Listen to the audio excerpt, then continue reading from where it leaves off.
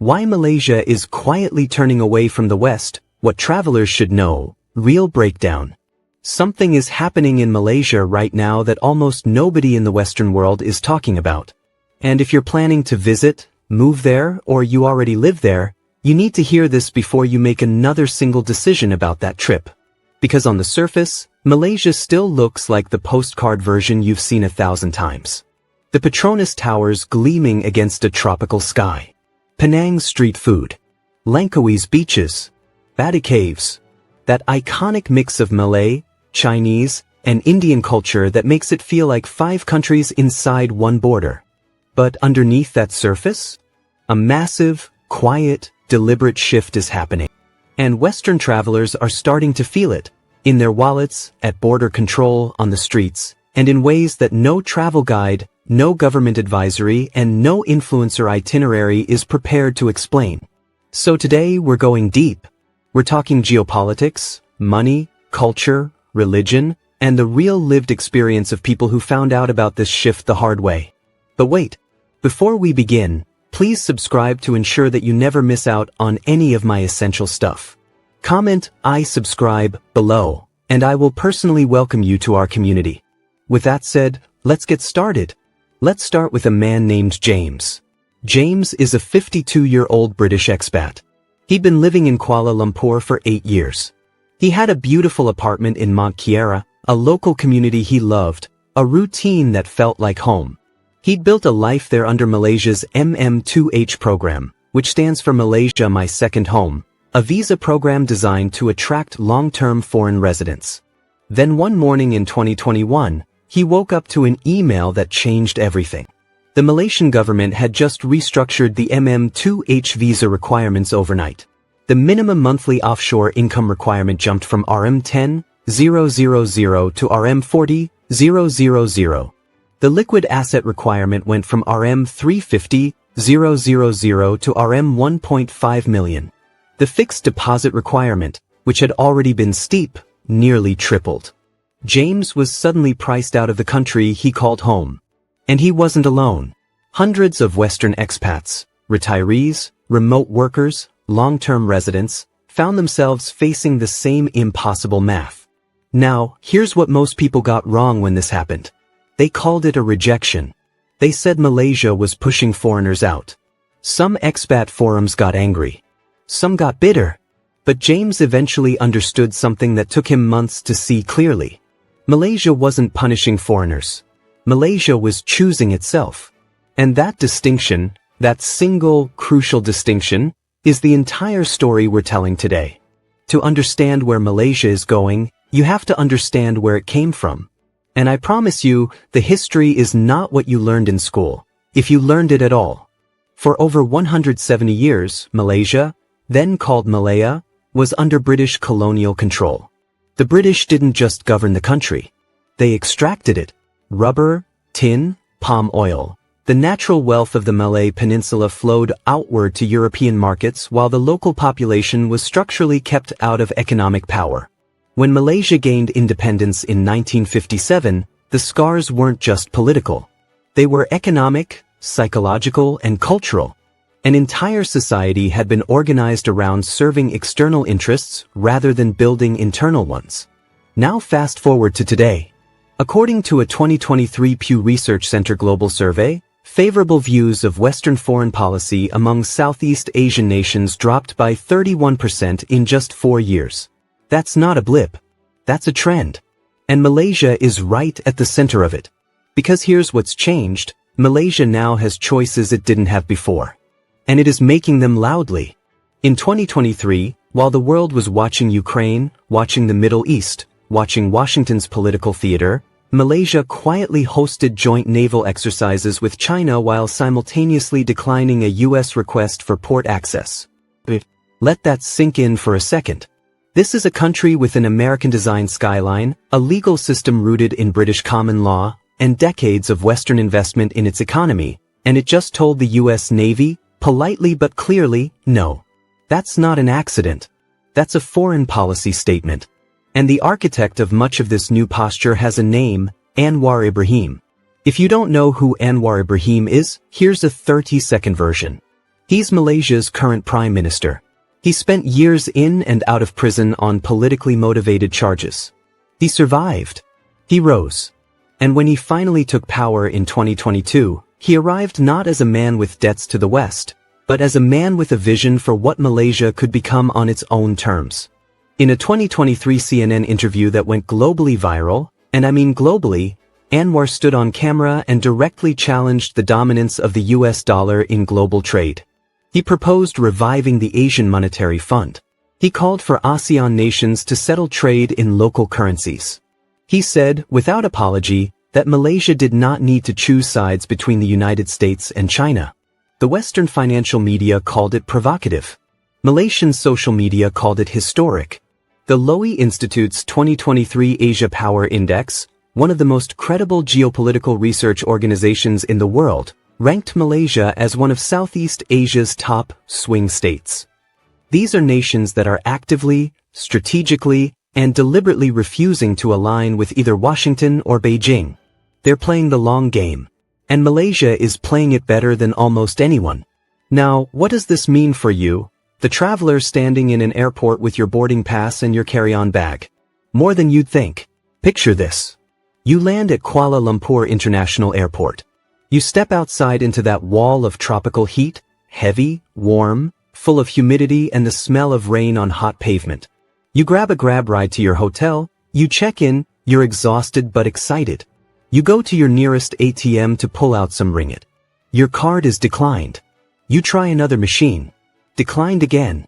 You call your bank and they tell you, with that rehearsed calm that makes your blood boil, that your account has been flagged for irregular international activity. This is not a hypothetical. This is something Western travelers in Malaysia are reporting with increasing frequency, particularly since Malaysia's announcement of new financial partnerships with non-Western institutions and the ongoing global discussion about de-dollarization. In April 2023, Malaysia formally announced it was in active discussions to settle trade in local currencies and had proposed reviving the Asian Monetary Fund, a direct challenge to IMF dominance. Western banks, responding to geopolitical risk models that they never explain to their customers, are increasingly treating Malaysian financial transactions as elevated risk. The result? Your money gets complicated in ways nobody told you to prepare for. And then there's Robert. Robert is a 67-year-old Canadian retiree who arrived in Malaysia on the MM2H visa with a dream of a peaceful retirement surrounded by warmth, good food, and a lower cost of living than back home. For the first 2 years, it was everything he'd imagined. But over the course of 18 months, Robert lost nearly $4,000 in currency conversion losses. Not from theft. Not from scams. From the quiet, grinding reality of keeping his savings in a Western bank account while the ringgit-dollar relationship shifted in ways no one had explained to him. His financial advisor back in Canada had never mentioned Malaysia's de-dollarization posture. His bank had never flagged the currency risk. And Robert, intelligent, careful, financially literate Robert, got caught in a gap between two worlds that are moving apart from each other. So here's what smart travelers and expats are actually doing now to protect themselves financially in Malaysia. First, open a local Malaysian bank account before your extended stay. CIMB and Maybank both offer foreigner-accessible accounts, and keeping ringgit in a local account shields you from international conversion fees. Second, carry multiple payment methods. A Wise card or Revolut card gives you access to mid-market exchange rates and dramatically reduces the losses Robert experienced. Third, monitor Bank Negara Malaysia's announcements. Malaysia's central bank is one of the most transparent in Southeast Asia. When they signal currency policy shifts, they do it publicly, you just have to know to look. Knowledge is not just power here. Knowledge is money in your pocket. Now, let's talk about something even more sensitive. Because this is where most Western travelers make their most costly mistakes, and the cost isn't always financial. Malaysia is 63% Muslim. That's not a background detail. That's the central organizing fact of Malaysian public life. In 2023, the Malaysian government passed 14 new legislative amendments strengthening Sharia-aligned public conduct standards in federal territories. These aren't hidden laws. They're not secret codes. They're published, enforced, and they matter. A 2022 study from the University of Malaya, one of the most respected research institutions in Southeast Asia, found that 67% of Malaysian respondents felt Western tourists showed consistent disrespect for local religious customs. That number was 48% just 5 years earlier in 2017. That's a 19 percentage point shift in 5 years. That is not a marginal change. That is a cultural alarm bell ringing clearly, and most Western travel content refuses to ring it. Let me tell you about Marcus. Marcus is a 41-year-old Australian backpacker. Experienced traveler. Good intentions. He'd been to 15 countries. He thought he understood how to be respectful abroad. In Kuala Lumpur, he posted a photo. I won't describe it in detail, but it involved a religious site, a casual pose, and clothing that was perfectly normal by Western standards. Within hours, it had spread across Malaysian social media. Not as a funny moment. As an example of Western disregard for sacred space. Marcus wasn't arrested. He wasn't hurt. But he was asked to leave a significant location publicly. He was photographed in that moment, and the image followed him online for months. Here's what Marcus didn't know, and what I want you to know right now. Near any mosque or Islamic site in Malaysia, dress modestly, covered shoulders, covered knees, no matter the heat. Remove your shoes before entering any religious space. Ask before you photograph, not just of people, but of the space itself. Learn 2 phrases in Bahasa Melayu before your trip. Terima kasih, thank you, and maaf, boleh saya ambil gambar? Excuse me, may I take a photo? You will not believe how far those 2 sentences will carry you. Respect is not a travel tip in Malaysia. It is the currency you spend every single day you are there. Now let's zoom out again, because here's where things get genuinely exciting. Malaysia isn't just turning away from something. It is building towards something.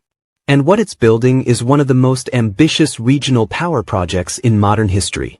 ASEAN, the Association of Southeast Asian Nations, has a combined GDP projected to reach $10 trillion by 2030.